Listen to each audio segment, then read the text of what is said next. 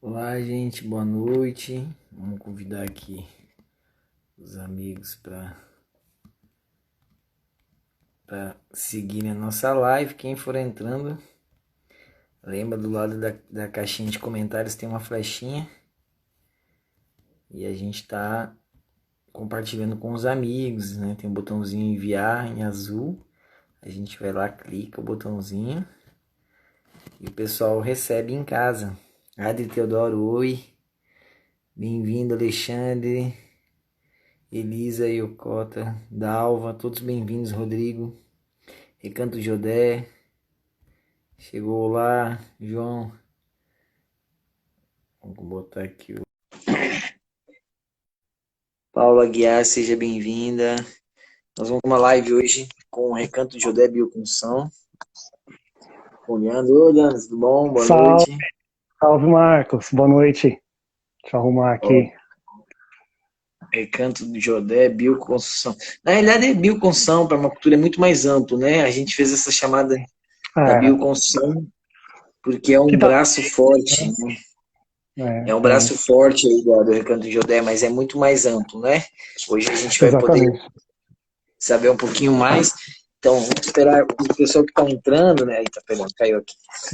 O pessoal que está o pessoal que tá entrando, gente, eu vou pedir que o pessoal coloque ali do lado da boa noite, biomédica. Eu vou pedir, ó, Kelly, som entrou. Eu vou pedir pro pessoal que está entrando, do lado da caixinha de comentários, aqui onde tem para comentar, do lado ali tem uma flechinha, parece um aviãozinho de papel, uma ponta de flecha, uma seta.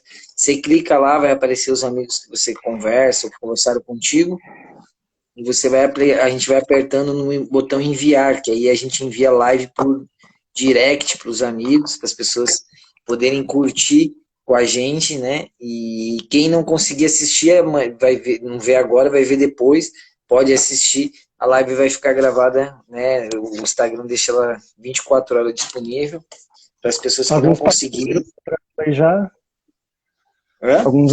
alguns amigos e parceiros entrando aí já, bacana. Ô, saudando então a presença aí dos seguidores da Unipermacultura e dos seguidores da Recanto de Odé. Então, vou fazer a introdução antes de passar para o Leandro para falar, né, sobre o nosso tema de hoje. Eu sou o Marcos Ninguém, sou coordenador da Universidade de Permacultura, né, também conhecida como Unipermacultura. A gente está fazendo 5 anos já de trabalho, onde a gente tem ajudado a disseminar o conhecimento da permacultura, bioconstrução, ecovilas e demais tecnologias que vêm nesse pacote. E a gente tem um trabalho, né, educacional e a gente tem um trabalho social, né? Então a gente tem projeto com quilombos, aldeias na África, com movimentos sociais, e a gente também tem a parte de cursos presenciais e online, né? A gente tem uma plataforma de educação à distância, e aí quem está em casa na quarentena quiser estudar um pouco mais, a gente tem esse curso online. Antigamente esses cursos eles eram pagos, né? Tinha mensalidades e tudo mais. Atualmente a gente só está cobrando a matrícula de R$ 100, que é para ajudar a custear a plataforma e a pessoa que é responsável pela plataforma e tudo mais, né? A gente tem um custo mensal, então a gente cobra unicamente uma taxa de matrícula de R$ 100, não cobra mais nada. O curso tem vários cursos, a maioria vai de 3 meses a um ano, tá? Então quem quiser conhecer, pode mandar uma mensagem para a gente ou entrar diretamente na nossa plataforma de educação à distância. Depois eu vou botar um endereço aqui para a gente, tá? E aí a gente está abrindo esse espaço, né, de ir conversando com as pessoas. Vou digitar aqui a plataforma, que o pessoal já tem curiosidade. A gente abriu esse espaço para divulgar os nossos parceiros, alunos, amigos, projetos, grupos que estão, né, desenvolvendo um trabalho. Então, o nosso intuito com essa maratona de live é, nessa quarentena, a gente sabe que tem muita notícia ruim, muito baixo astral, né? Ninguém sabe quando vai acabar, e muitas pessoas passando por extremas angústias. Acredito que todo mundo, em algum momento, né, Leandro, passou por algum momento de Acham que vai angústia. acabar mesmo, né? Acha que o mundo vai acabar mesmo, né? Então todo mundo passa por uma incerteza, né? E uma descrença no futuro. E eu acho que a permacultura, a bioconstrução, que a gente vai abrir, vai falar um pouco hoje, né? Conhecer também é uma importante a gente saber que existem outras formas de viver, de trabalhar, de construir, de consolidar, né, uma cultura, né, de existir no planeta com mais harmonia e com menos impacto. É o que a gente vai estar falando hoje. Né? Aí a Coexistir, né, ideia Marcos? de Coexistir, né? existir, E coexistir, perfeito. coexistir. E cooperar, né?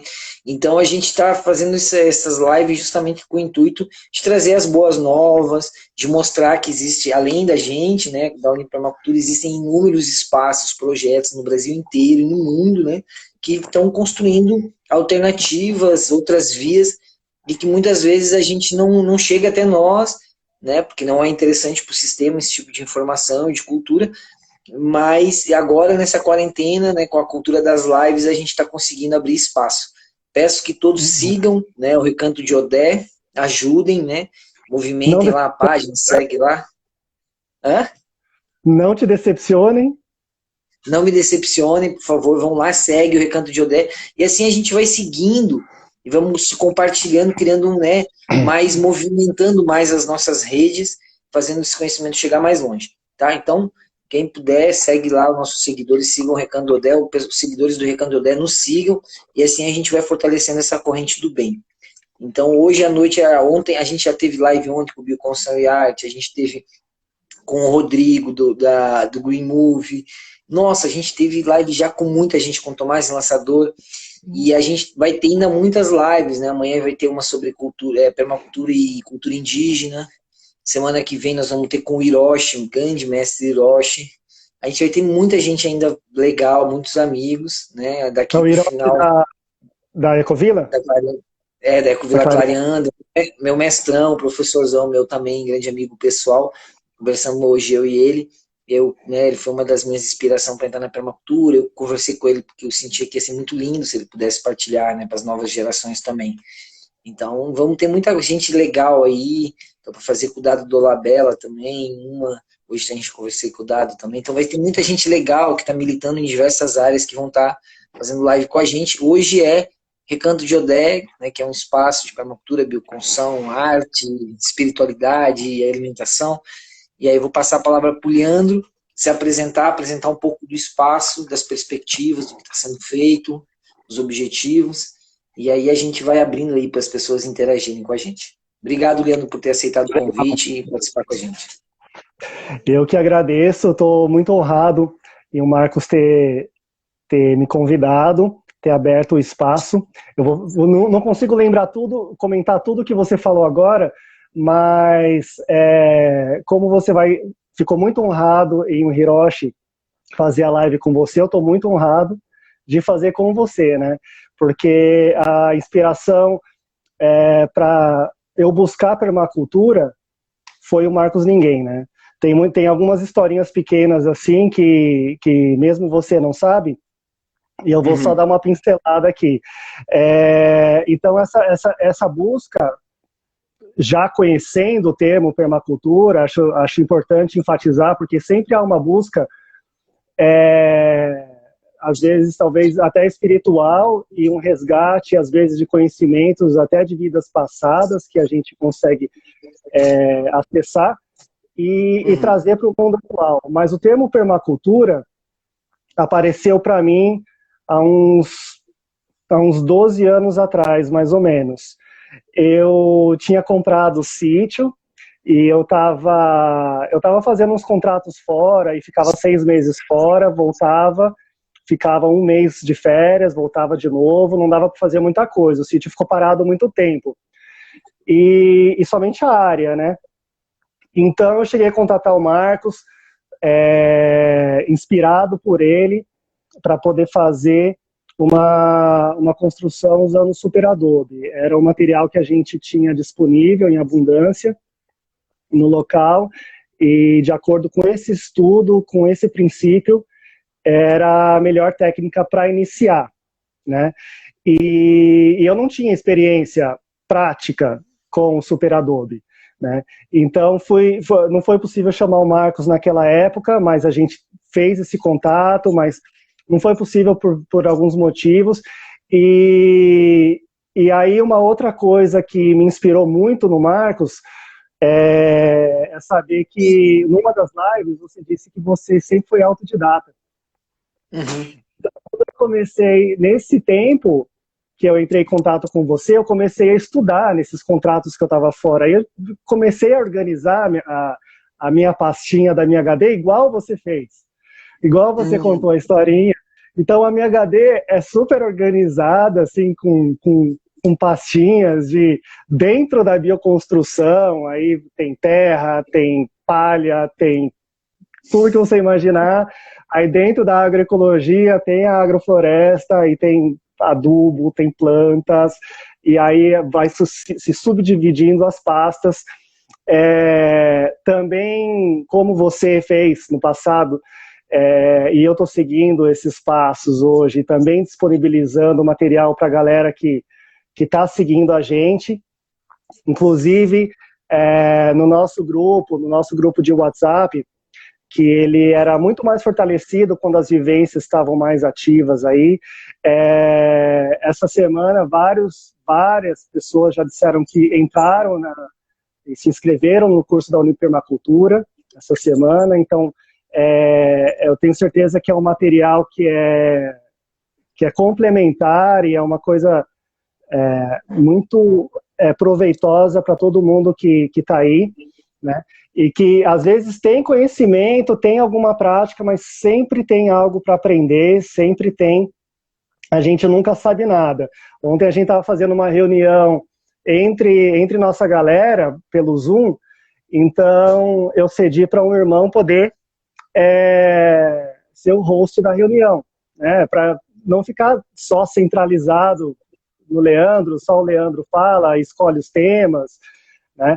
Então eu abri isso para nossa galera. Então ele falou sobre compostagem doméstica, o que era um tema que a galera estava precisando no momento. A galera o que a galera pode fazer, né? Aquela coisa, faça o que você pode com o que você tem agora, né? Então todo mundo que puder sempre fazer o pouquinho que seja, mas está no caminho da autossustentabilidade, pelo menos o reconhecimento disso, né? Reconhecimento de onde vai o lixo e tudo mais, da onde vem, para onde vai os dejetos de construção e agricultura e por aí. A gente vai entrar mais em detalhes, mas só terminando de me apresentar, eu sou esse autodidata, aí inspirado no Marcos, e então não foi possível chamar ele naquela época, então eu falei, já que eu tenho esse projeto, eu vou aprender, eu sou autodidata, então eu vou aprender fazendo o meu espaço, né? Então assim foi, e com o Super Adobe deu tudo certo, até um certo ponto, que depois eu fui pedir ajuda do Marcos, que eu vou mencionar aí.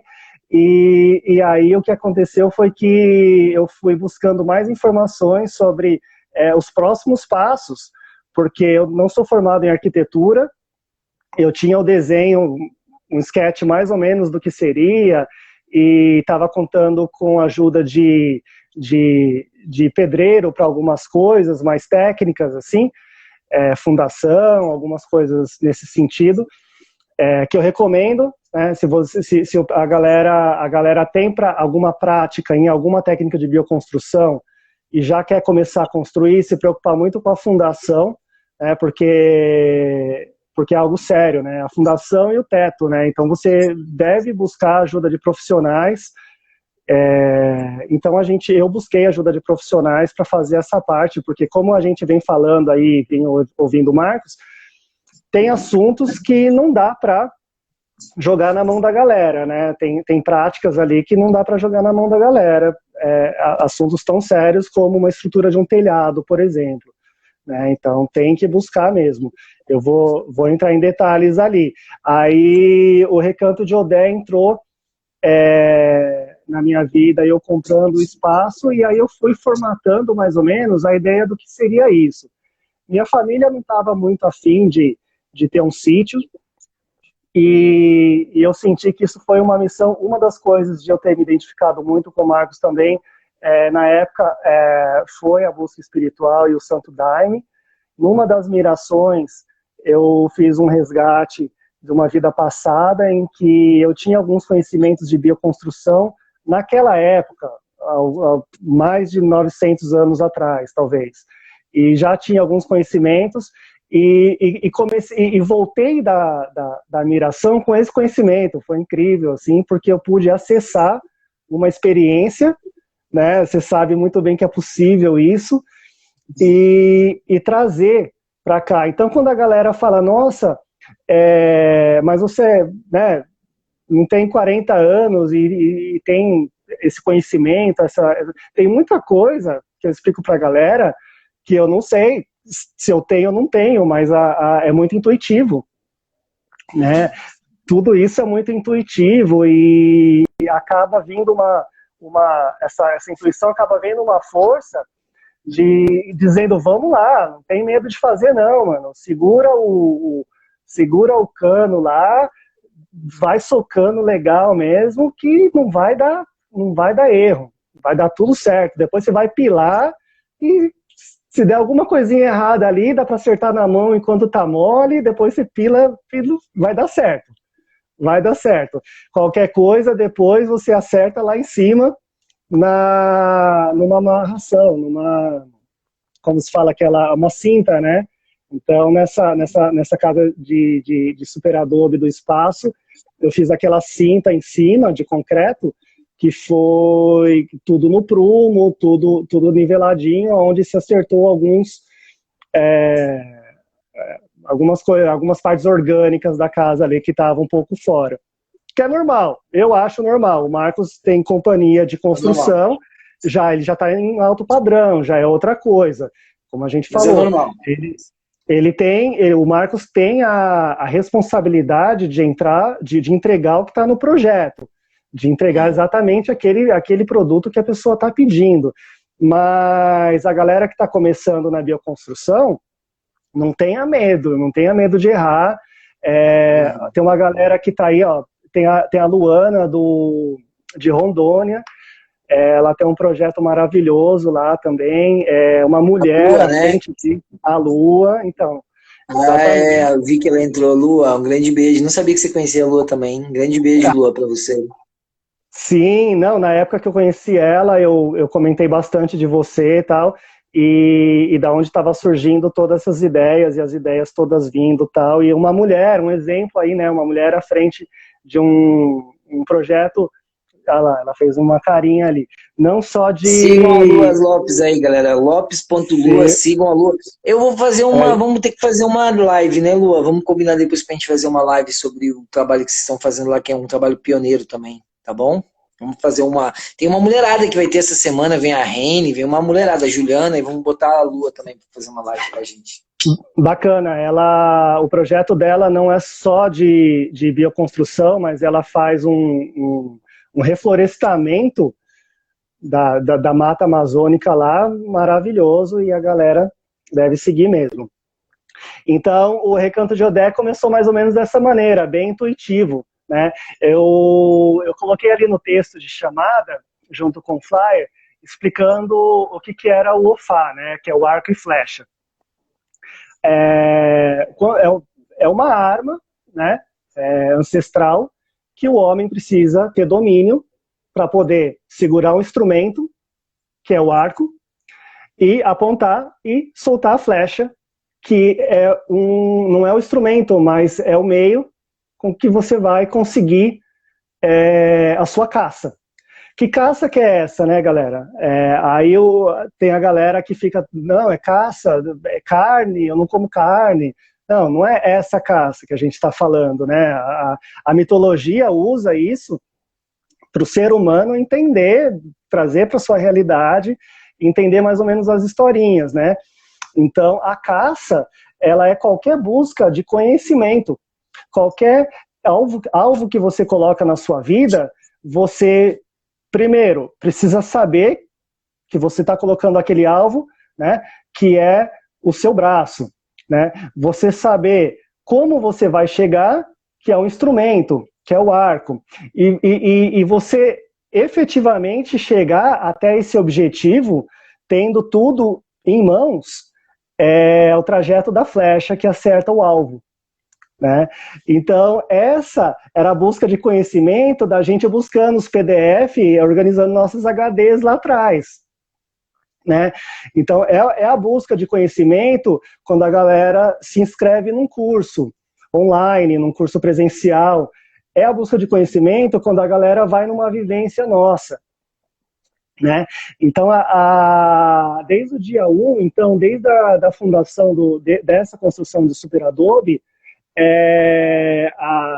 o conhecimento foi sendo passado, eu ali com o que conhecia, com o que tinha aprendido como autodidata e com consultorias da galera, ia ensinando o que conhecia. Chegava alguém mais experiente do que eu, humildemente, né, tranquilo, para aceitar. Mas nesses anos aí já estão então com 7 anos desde essa fundação, e então a gente sabe que em processo de vivência é tudo muito lento, né? É tudo muito lento porque foi por uma questão de princípios mesmo que esse discernimento que eu tive de fazer nesse esquema, né? Senão eu poderia contratar uma mão de obra especializada, a galera mexia a massa, né? Só do Super Adobe, por exemplo, botava 2 negros, 3 negros de ajudante para subir o balde, eu só ficava lá em cima com o cano tranquilo, ia bem rápido, né? Então, se você quer construir mais rapidamente, é importante pensar nessa ajuda, né, em todo o processo, até chegar na altura da casa e depois telhado e tudo isso. Vai ter mão de obra que vai ser necessária, né?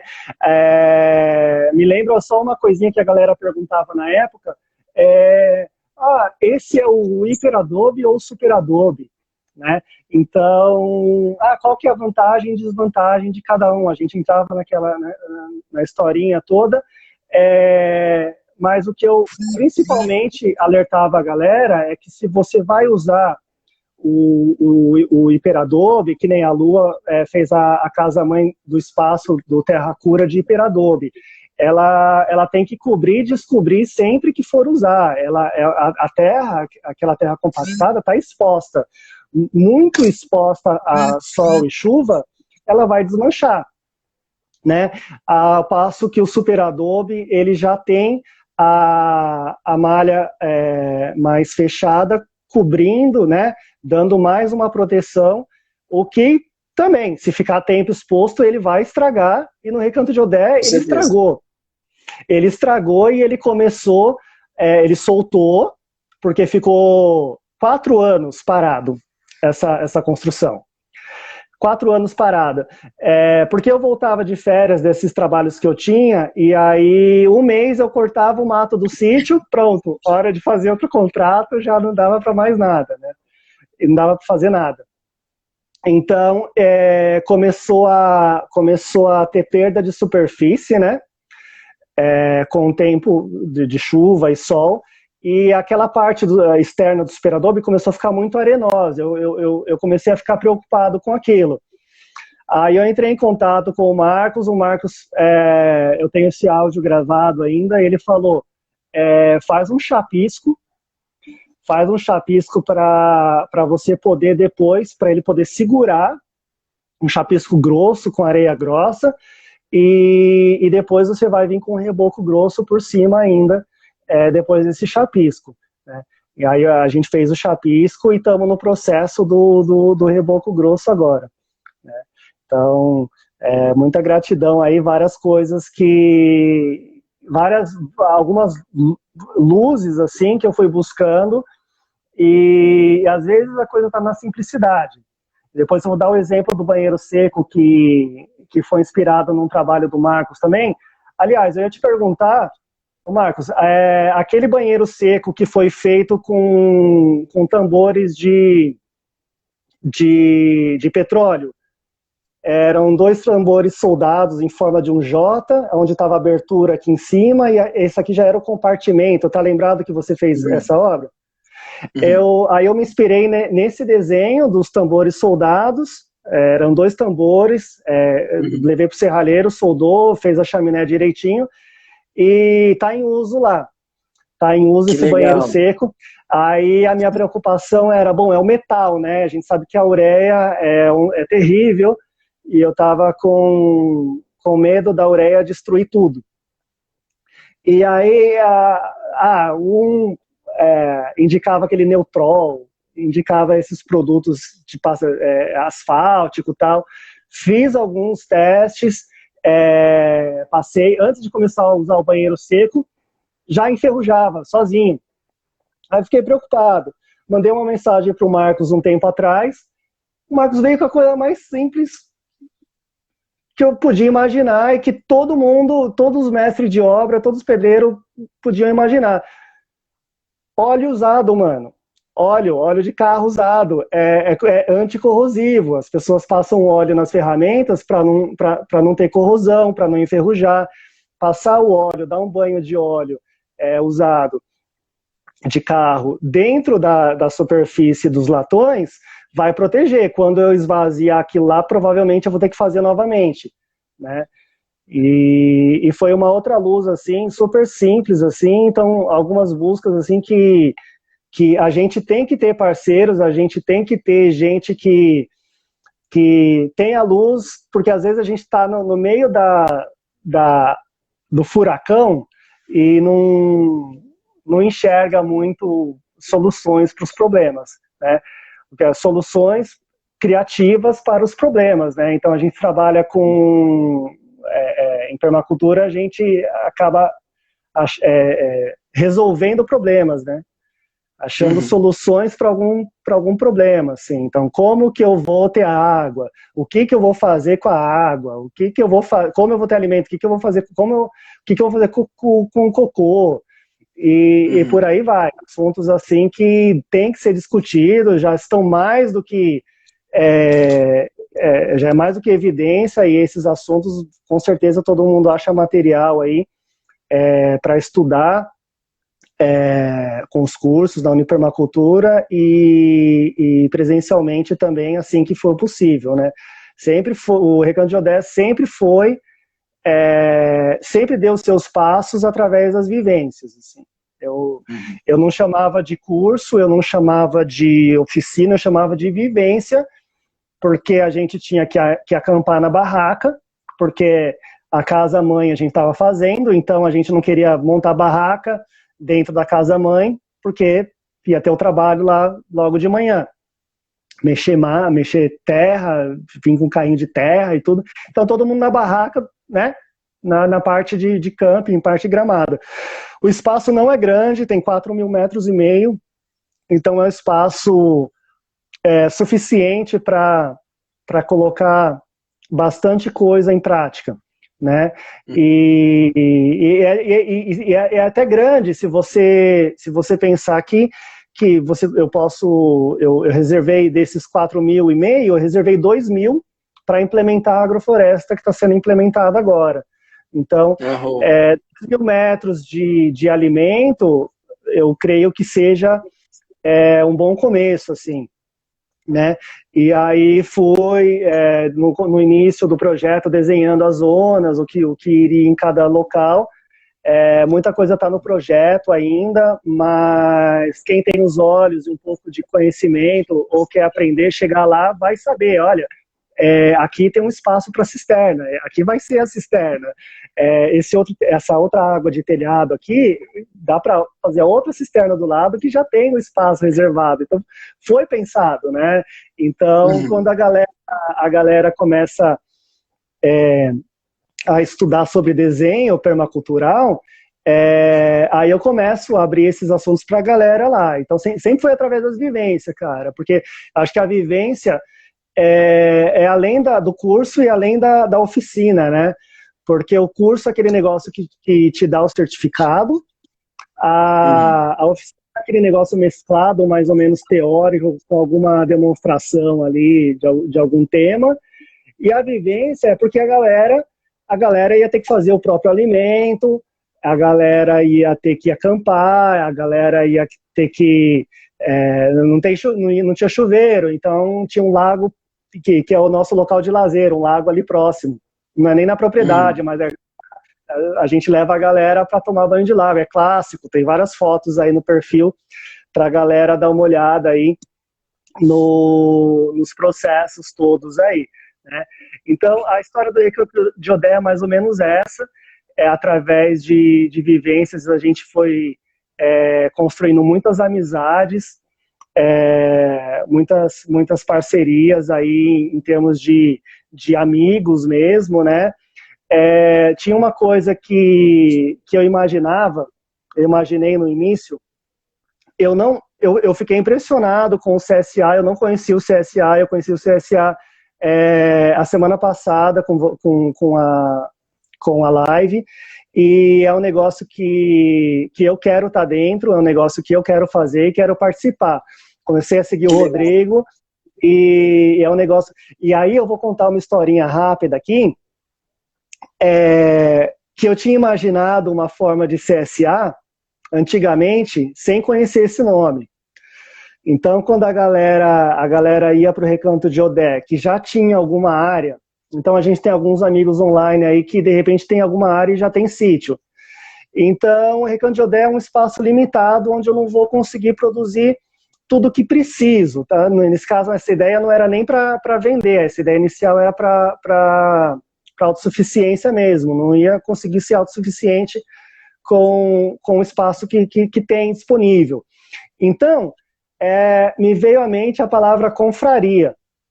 A palavra confraria, ela significa a união, né, de parceiros, ali onde cada um tem uma função estratégica para produzir alguma coisa. Então, vamos supor que a gente vai produzir vinho. Então, o Marcos tem a plantação de uvas. E aí eu tenho espaço para a gente poder fazer a extração do suco. Aí o outro cara tem um espaço para poder fazer o envelhecimento. Né? Então, aí nós três teríamos uma confraria. Meu, você produz a uva, aí agora não estou falando de vinho, eu produzo banana e abacate, o outro cara produz mandioca e batata, a gente tem uma fartura de alimentos aí que os 3 sítios podem ser autossustentáveis, e ali a gente ia se encontrar semanalmente ou quinzenalmente para fazer essa troca de produtos e tal. E aí a semana passada eu conheci o CSA, que eu falei, eu tive uma ideia assim parecida, e eu falei, agora eu quero fazer parte do CSA, eu quero começar a produzir para estar dentro desse sistema do CSA, porque é um negócio que eu já tinha meio que pensado que era ideal, assim, pensando nessa forma de confraria entre os sítios parceiros, assim, a gente conseguir se ajudar, né? Então, na época, apareceram alguns amigos, alguns sítios parceiros, a gente emprestava ferramenta um para o outro, aí um só tinha roçadeira, então uma semana a roçadeira ficava em cada sítio tal, e assim ia, né? Então a Irmandade se fortalecendo ali, fortalecendo essa egrégora, né? Então é uma coisa que me impressionou muito. Assim, ontem, coincidentemente, eu estava vendo um documentário, eu não sei se a galera viu, se o Marcos viu, que é a Simpler Way. A Simpler Way, cara, ele deixa eu digitar aqui. Isso, por favor. Tem no YouTube, e é um documentário em que o David Holmgren aparece, é um documentário australiano, e a galera é uma espécie de ecovila ali, em que a galera tem o desafio de ser autossustentável e se ajudar, né?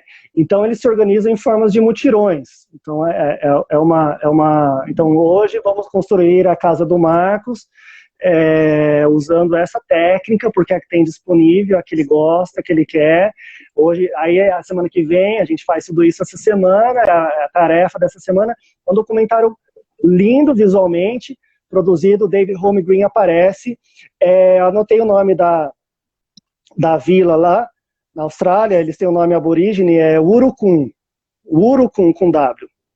E é uma produção de 2016 e que é tão atual porque a galera hoje está tendo que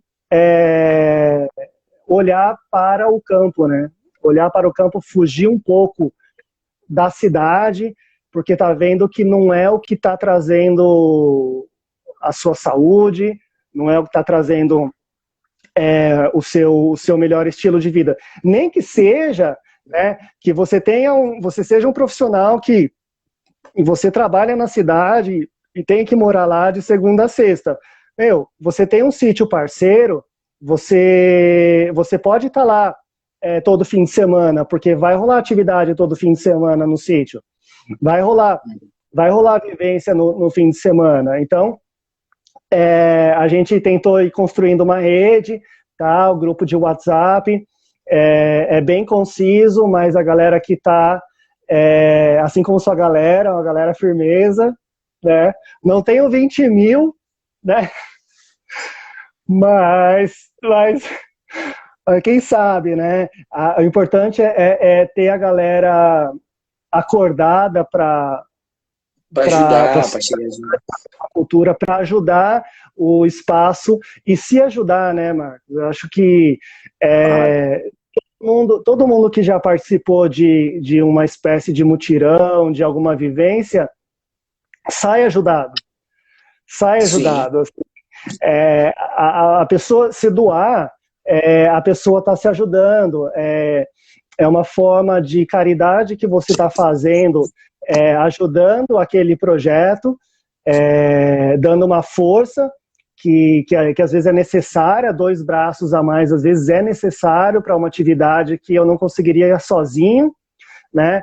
Então, já aconteceram inúmeras vezes de ir eu e mais uma pessoa para a gente fazer uma atividade, assim, no sítio. Nem que seja roçar, nem que seja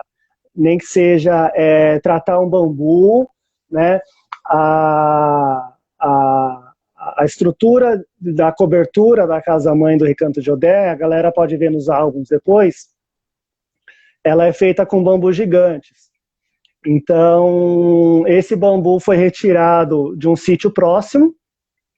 Então, eu fiz todo a colheita, todo o manejo do bambu, de galera também.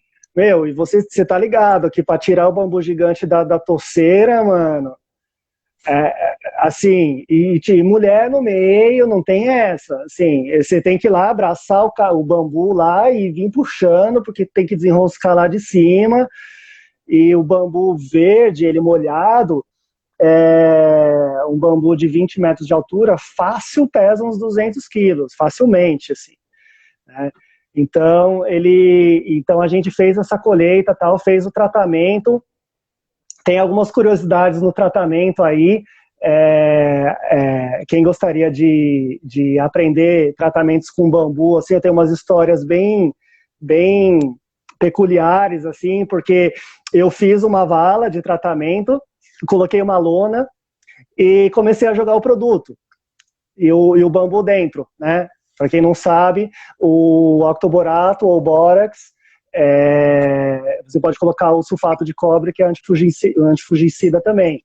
E fui colocando e colocava 100 litros, colocava mais 100. E, eu não via o líquido, né? Eu não via encher. Eu falei, não, esse bambu tá chupando, mas não é possível chupar tudo isso de líquido, né? E eu não tinha grana para comprar uma lona mais grossa, até que eu fui perceber que a lona tinha um furo mínimo, de que todo o produto estava indo todo embora, todo aquele investimento do produto foi todo embora. Eu fiquei arrasado, assim, porque eu não tinha grana para comprar a lona, porque, não sei se vocês sabem, uma lona de 20 metros de comprimento, desses caminhões gigantes, assim, vai custar pelo menos R$700, uma lona dessa. E aí eu tinha esse plástico, né, que era um plástico grosso, que o pessoal tem muita horta lá, muita plantação de verdura lá perto, Então tem aquelas estufas com aqueles plástico grosso em cima, o cara trocava sempre e tal, e eu falei, esse não tá furado, eu olhei e tal, não tá furado não, você tinha como arrumar para mim? Aí legal. Aí eu consegui um plástico de, 30 metros de comprimento por 10 de largura, dobrei em 2, e aí aconteceu desse líquido ir embora. Eu falei, não, agora eu vou ter que pensar outra coisa, mano. Eu tenho mais um pouquinho de bórax sobrando. Aí eu tentei colocar os bambus em pé e injetar por cima, né? Quebrar todos os gomos, menos o último, e colocando o líquido por dentro e deixando ele em pé. Só que cada bambu ia 40 litros de solução, era muita coisa. 40 litros dentro do bambu era muito produto desperdiçado ali. Não desperdiçado, mas era muita coisa. E aí começou a dar muito trabalho. Aí eu pensei num sistema e que funcionou legal, foi fazer um furo em cada gomo do bambu e injetar com uma seringa a solução com cal, porque aí eu ia dar uma caiada por dentro da parede do bambu com o bórax e com o sulfato de cobre junto. Então dentro de cada gomo deu aquela caiada, porque eu injetava né, girava assim para dar aquela pintura por dentro do gomo do bambu. E fez o tratamento dessa maneira, com cal que cumpria a função de antifugicida. E é uma história bem, bem peculiar, assim, que é uma solução de um problema, porque às vezes você tem o bambu, mas você não pode ter a piscina para tratar, ou você não tem tanto produto para poder tratar, né? E aí depois disso a gente sabe que o fogo, na verdade, para o gigante, para tratamento, ele não é adequado, tal, é mais o tratamento químico mesmo. Com o maçarico a gente só vem dando o visual, né, a cor que você quer, aquele acabamento, tal. Aí você pode passar ou diesel, ou verniz natural, ou impregnante e tal. Então tá lá nas fotos, a galera dá uma olhada lá, as fotos da estrutura, que eu sabia que tinha irregularidades. Você vai fazer uma estrutura com bambu gigante, é um material natural, vai ter irregularidades. Aí eu olhava algumas referências que eu tinha, assim, com ripa de madeira mesmo em cima das terças, falava, incrível, como que a telha encaixou certinho e não tá dando vazamento, né? Mesmo com todas as irregularidades do bambu, assim. Aí eu não vou conseguir fazer isso não, cara. Aí surgiu as telhas ecológicas, né? Que elas são maleáveis. Eu não recomendo aquela que é feita com papelão. Tem aquela que é feita com papelão que é colorida, tá ligado? Aquela lá ela tem uma durabilidade bem, bem menor, pelo que eu pesquisei, assim. Tanto que você imaginar, ela é feita de papelão prensado. Então você imagina, papelão e água, eu acho que não devia rolar legal. Aí eu falei, não, eu vou para aquelas ou de Tetra Pak ou de tubo de pasta de dente. Aí fui buscar saber o que é o Tetra Pak. Tetra Pak, tem um vídeo bem legal também, que é a história das coisas, um vídeo famoso no YouTube, a história das coisas, e lá tem uns números assombrosos lá de consumismo, do planeta, se a gente consumisse em todos os continentes, se a Europa consumisse como os Estados Unidos, a gente ia precisar de mais 3 planetas para matéria-prima, né? Para construção, para alimentação e tal. Então, nesse vídeo como que é o nome mesmo? Da história das coisas, ele fala um pouquinho da Tetra Pak, né? O que é a Tetra Pak? Ela é um sanduíche se você olhar dentro tem alumínio, aí depois tem uma camadinha de plástico e a camada de papelão, que é a parte externa da caixinha do suco lá, do leite que você compra. Aquilo é prensado, né? E não tem como separar. Não criaram uma máquina, não criaram uma solução para poder separar e reciclar isso, né? Aí depois a gente podia até falar sobre a diferença entre reuso e reciclagem, que é legal também, porque isso aí não dá para reciclar. Então a galera prensa isso e faz as placas, né, de Tetra Pak, faz telha e tal, mas, de novo, tinha papelão. Ah, de tubo de pasta de dente não tem papelão. É 70% plástico e 30% alumínio, mas mais resistente, em termos de resistência, para uma telha, você está pensando assim. Aí eu fui atrás dessa, eu sei que em São Paulo eu só conheço uma fábrica, tanto que o pessoal lá do Saramandala compra de lá também, a gente usou a mesma referência. Essa fábrica fica no interior de São Paulo. Então, assim, é uma informação que está chegando agora para a galera, essa telha. Ela é super leve, você deixa ela cair no chão, ela não quebra. Você pode andar em cima e ela é dobrável. Assim, você não consegue dobrar, mas no parafuso você consegue chamar para quando tiver irregularidades, que tinha na estrutura do bambu. Isso é muito bom, é muito importante quando a gente usa materiais de reutilização ou materiais naturais, e a gente pensa em materiais que se ajustem, né? Então, que possam fazer esses ajustes, porque vai ter as irregularidades, que é super natural. Se eu não tivesse chego na solução dessa telha, eu não teria feito a estrutura de bambu gigante, porque eu sabia que ia ficar irregular. Uhum. Não ia dar para pôr outro tipo de telha. Telha rígida. Talvez a shingle, que é pequenininha e você consegue ir modulando, tal, mas aí era uma outra verba, era outra coisa, né? E aí, voltando no assunto da Tetra Pak, a gente sabe que a Tetra Pak não é reciclável, né?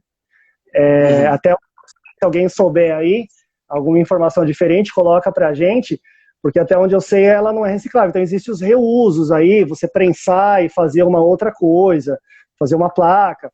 Até onde eu sei, os pneus no Brasil não são reciclados também. Então, isso significa que a fábrica não consegue fazer um pneu novo com pneus velhos. Então, ou seja, não é reciclado. Agora, para que serve o pneu? Para fazer reuso, né? Então, a indústria consegue separar o aço da borracha, reutilizar o aço e usar a borracha para fazer asfalto, por exemplo, né?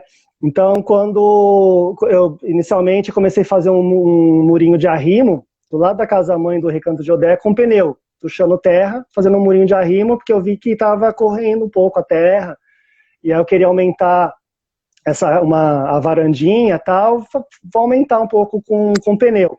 Comecei a usar, e depois tive a ideia de fazer a casa de ferramentas, que está em processo, sua última fiada.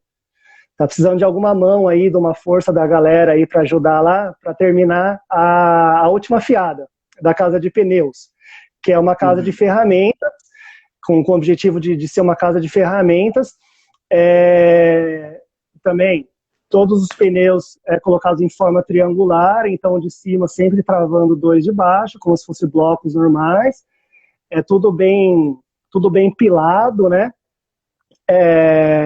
Você pode usar camada de arame farpado, né, em volta não, como se fosse um super adobe entre uma e outra, e aí foi uma maneira de dar um uso para o pneu. Eu fui bem criticado nesse momento, assim, porque apareceram alguns químicos dizendo: você não pode reutilizar pneu, deixe que as indústrias façam isso. Mas a gente sabe que a indústria não está fazendo. E não vai fazer.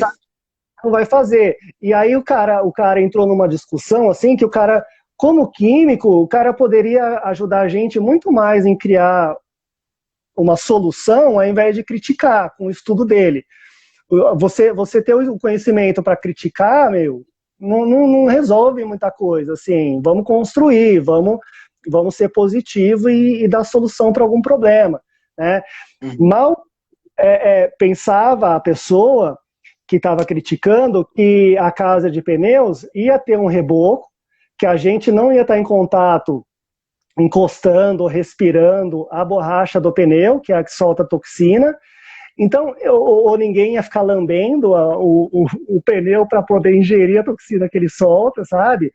Então, quer dizer, ia ter um reboco, ia ter um chapisco, ia ter uma proteção, e esse pneu não ia estar exposto da forma que eu estou fazendo lá. Então, é uma forma de reuso, é uma forma que a gente, eu me inspirei no Marcos, então tem gente que pode hoje se inspirar no que o Recanto de Odé está fazendo. Então, se você tem uma borracharia ao lado, cara, você vai ter material e terra, então você vai ter material de graça, né? Então, eu procurei mostrar, aplicar ali diversas técnicas, mesmo que não saia da forma mais barata, porque eu tenho que transportar o pneu, porque eu tenho que transportar a terra, porque eu tenho que transportar tudo, sabe? Mas tentar demonstrar as diversas técnicas ali, como no caso do banheiro seco, ao invés de fazer o tradicional com a rampa, a gente usar o latão, que eu me inspirei naquele que você fez. Então, a gente pode ser exemplo e a gente está aberto para isso. O Recanto de Odé está aberto para a galera que quer chegar, que quer aprender. A gente precisa das vivências, a gente precisa compartilhar e receber também conhecimento de fora para dentro, de dentro para fora, e botar essa energia para mover e crescer o espaço. Assim. A gente tem muita coisa que precisa crescer e que está tudo sendo implementado vagarosamente, no tempo que tem que ser, tudo, né, no seu tempo, né? Como assim a gente consegue achar soluções para os problemas que vêm aparecendo. Então, as soluções, como eu mencionei antes, as soluções para os problemas vêm de acordo com o problema e com o que você tem no momento, né, disponível. Então, Alessandra, galera. Perdão, Leandro, a Alessandra está perguntando, vocês trabalham com voluntariado agora, não por causa do corona, mas fala um pouco, né, responde para ela, né, para pessoas que estão interessadas em ser voluntários ou chegar aí pós-pandemia, o mundo pós-pandêmico é nosso. Total, cara, total. A gente precisa disso. O Recanto de Odé ele vai sempre existir na cooperação, na força das pessoas, na cooperação mútua das pessoas para fazer o espaço e as pessoas que estão ajudando a crescer também. Então, a gente ajudando, a gente se cresce, a gente precisa dessa força assim, da galera. Como eu disse, tem algumas coisinhas ali que, bom, agora diminuiu, né, as vivências e tal, então eu continuo indo lá, meu. Assim como você tá na universidade fazendo alguns trampos bruto lá, eu também tô fazendo, e a gente é do bruto também, mano. Então, precisa de ajuda, sim. A gente precisa de ajuda, sim. Então, quem gostar da filosofia, se identificar, a gente está no estado de São Paulo, a cidade próxima ao sítio é Mogi das Cruzes. Então, Mogi das Cruzes é uma metrópole com 500 mil habitantes, então já é considerado metrópole, né? Então, o sítio fica na área rural, e a cidadezinha tem até outro nome, chama Biritiba Mirim, que aí sim é uma cidadezinha rural, e onde tem monocultura, tal, tem plantação, faz parte do cinturão verde do estado de São Paulo, a cidade, assim, eles produzem muita fruta e muita verdura para o estado inteiro. Todo mundo sabe que o cinturão verde ele foi desenhado em volta da cidade de São Paulo para poder abastecer, para poder estar próximo e abastecer a cidade. Então, aquelas cidades ao redor produziriam alimentos, assim como os rios abasteceriam São Paulo, né? Então, a cidadezinha, mas a cidadezinha é assim, o Recanto de Odé acho que foi o que mais levou galera diferente para a cidadezinha, assim, porque pelo Road Packers, que a gente está no Road Packers, a gente recebeu já vários voluntários de outros países, tal. Então, quem quiser entrar nas outras plataformas do Recanto de Odé também, mas o Instagram, assim, estou bem feliz com o Instagram, eu acho que é o que está melhor se adequando agora, assim, em termos de divulgação, de a galera, o perfil da galera, né? Eu acho que a Uhum. galera que está no Instagram, assim, acho que está mais, né? Consegue filtrar melhor, assim.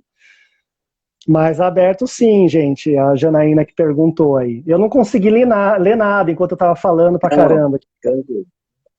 A Unipermacultura tem sede com a estação de permacultura. Então, a Unipermacultura, nesse momento, a gente está com um processo pulverizado, né?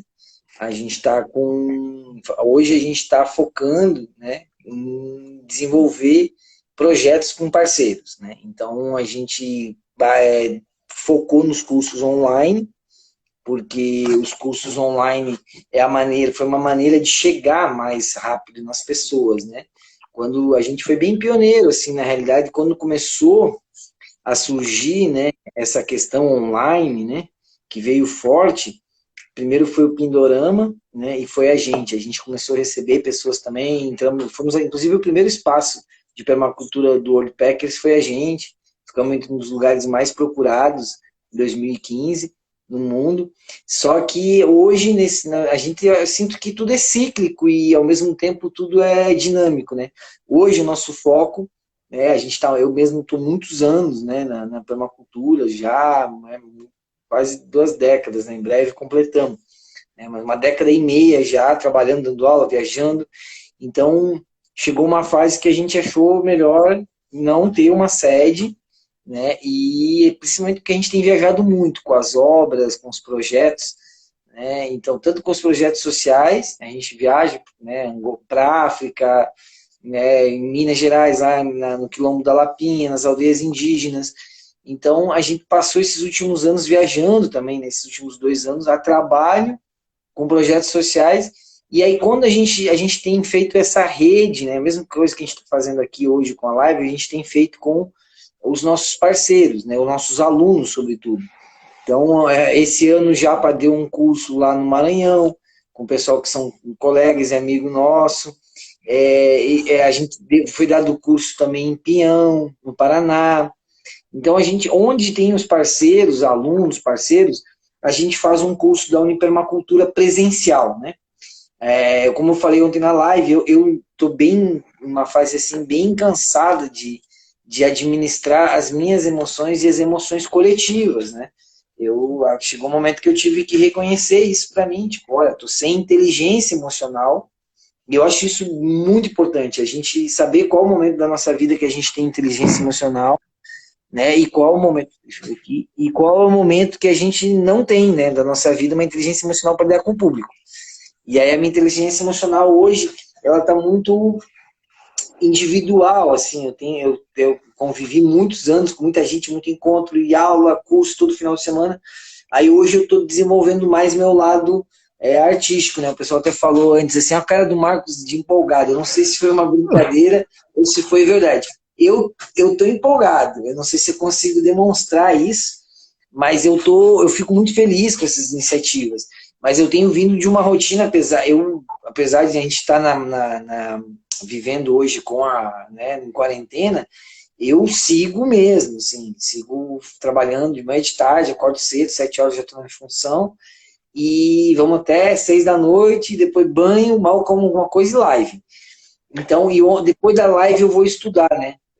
Teve Estou fazendo. a Michi, que perguntou se você é o Japa.